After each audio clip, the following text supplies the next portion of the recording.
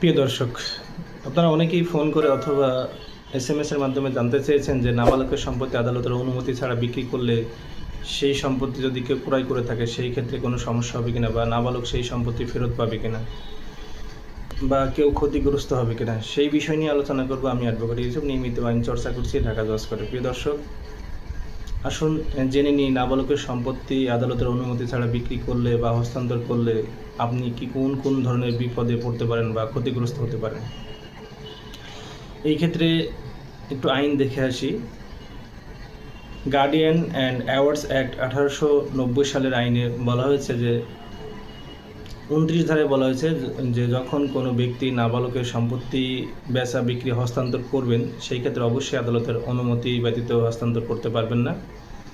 আর 30 ধারায় বলা হয়েছে যে নাবালকের সম্পত্তি যদি কেউ আদালতের অনুমতি ব্যতীত বিক্রি করেন সেই ক্ষেত্রে অবশ্যই সেটা বাতিল বলে গণ্য হবে।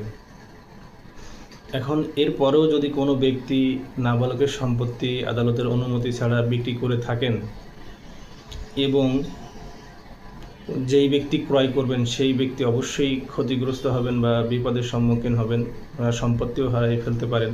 আপনারা অনেকেই জানতে চেয়েছেন যে নাবালকের সম্পত্তি আদালতের অনুমতি ব্যতীত নাবালকের পিতা অথবা মাতা বিক্রি করেছেন আমাদের কাছে। এখন নাবালক এসে যদি আমাদের বিরুদ্ধে মামলা করে তাহলে সেই সম্পত্তি নাবালক ফেরত পাবে কিনা। প্রিয় দর্শক, এখানে একটি যুক্তি আছে। যুক্তিটি হচ্ছে, যদি যখন নাবালক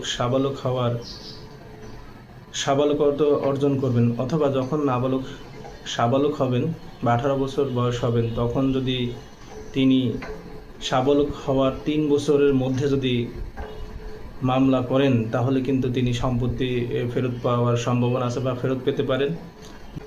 নাবালক যদি সাবালক হওয়ার পরবর্তী সময় এসে যদি ওই পূর্বের সম্পত্তির জন্য মামলা করেন যে তাহার পিতামাতা তার সম্পত্তি তার অনুমতি ব্যতীত অথবা আদালতের অনুমতি ব্যতীত বিক্রয় করে দিয়েছেন, এখন সেই সম্পত্তি সে ফেরত চাচ্ছেন, সেটি কিন্তু অবশ্যই তাকে সাবালক হওয়ার পরবর্তী 3 বছরের মধ্যে মামলা দায়ের করতে হবে, অন্যথায় কিন্তু তিনি সেই সম্পত্তি ফেরত পাওয়ার কোনো সুযোগ থাকবে না। অতএব প্রিয় দর্শক, আপনারা যারা নাবালকের সম্পত্তি ক্রয় করবেন অবশ্যই দেখবেন যে আদালতের অনুমতি আছে কিনা বা তার পিতামাতা আদালতের অনুমতি নিয়েছেন কিনা, এই বিষয়গুলো কিন্তু লক্ষ্য করে নাবালকের সম্পত্তি ক্রয় করবেন। আর যদি কোনো কারণে ক্রয় করেই ফেলেন বা ক্রয় করেছেন, আদালতের অনুমতির বিষয়টা লক্ষ্য করেন নাই বা খেয়াল করেন নাই, সেই ক্ষেত্রে অবশ্যই দেখবেন যে যদি কোনো কারণে নাবালক সাবালক হওয়ার পরবর্তী 3 বছরের মধ্যে মামলা করেছেন কিনা। এই তামাদির মেয়াদ হচ্ছে 3 বছর। এই 3 বছরের বাইরে যদি করে থাকে তাহলে কিন্তু সেই ক্ষেত্রে নাবালক সম্পত্তি ফেরত পাবে না। অবশ্যই কিন্তু সাবালক হওয়ার 3 বছরের মধ্যে মামলা দায়ের করতে হবে। এই বিষয়গুলো লক্ষ্য রাখবেন, তাহলে কিন্তু আপনি আপনার সম্পত্তি রক্ষা করতে পারবেন। অন্যথায় কিন্তু আপনি আপনার যে নাবালকের কাছ থেকে সম্পত্তি ক্রয় করেছেন সেই সম্পত্তি কিন্তু আপনাকে হারাতে হবে।